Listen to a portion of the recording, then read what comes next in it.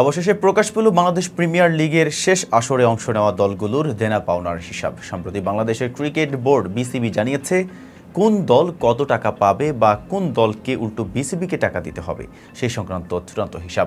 বিসিবির তথ্য অনুযায়ী এবারের চ্যাম্পিয়ন ফরচুন বরিশাল পাচ্ছে টিকিট বিক্রির পূর্ণ লভ্যাংশ, যার পরিমাণ ৫৫ লাখ টাকা।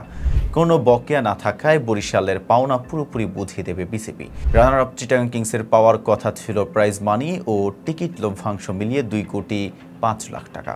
তবে হোটেল বিল, খেলোয়াড়দের পারিশ্রমিক এবং ফ্রাঞ্চাইজি ফি বাবদ কেটে নেওয়া হয়েছে মোট ১,৭০,১১,৫০০ টাকা।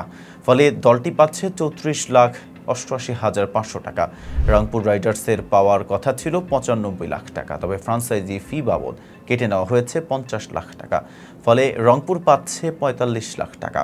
খুলনা টাইগার্স সব মিলিয়ে পাওয়ার কথা ছিল ১,১৫,০০,০০০ টাকা। ফ্রাঞ্চাইজি ফি ও খেলোয়াড়দের পারিশ্রমিক বাবদ ৭৩ লাখ টাকা কেটে নেওয়ার পর খুলনার হাতে থাকবে ৪২ লাখ টাকা। ঢাকা ক্যাপিটালসের পাওয়ার কথা ছিল ৪৫ লাখ টাকা, যা টিকিট বিক্রির লভ্যাংশ থেকে আসার কথা। তবে একই পরিমাণ পারিশ্রমিক এখনও বকেয়া রয়েছে। ফলে বিসিবির সঙ্গে ঢাকার দেনা পাওনা সমান হয়ে গেছে, কেউ কাউকে কিছুই দেবে না। সিলেট স্ট্রাইকার্সের পাওয়ার কথা ছিল ৪৫ লাখ টাকা, কিন্তু ফ্রাঞ্চাইজি ফি ও পারিশ্রমিক বাবদ তাদের বকেয়া রয়েছে ৫৪,৫০,০০০ টাকা। ফলে উল্টো বিসিবিকে দিতে হবে ৯,৫০,০০০ টাকা। দুর্বার রাজশাহীর পাওয়ার কথা ছিল ৪৫ লাখ টাকা, তবে খেলোয়াড়দের পারিশ্রমিক বাবদ তাদের বকেয়া রয়েছে ৫৪,৯০,০০০ টাকা। সেই হিসেবে রাজশাহীকে বিসিবিকে ফেরত দিতে হবে ৯,৯০,০০০ টাকা। দেনা পাওনার ওই তালিকা থেকে স্পষ্ট কিছু দল আর্থিকভাবে চূড়ান্ত হিসেবের আগে যেমন লাভবান হয়েছে, তেমনি কেউ কেউ বিপাকে পড়েছে পুরনো বকেয়ার কারণে।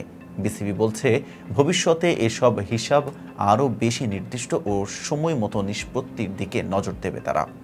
এতক্ষণ সাথে ছিলাম মেহেদি হাসান। ফেজ দ্য পিপলের সাথে থাকার জন্য ধন্যবাদ।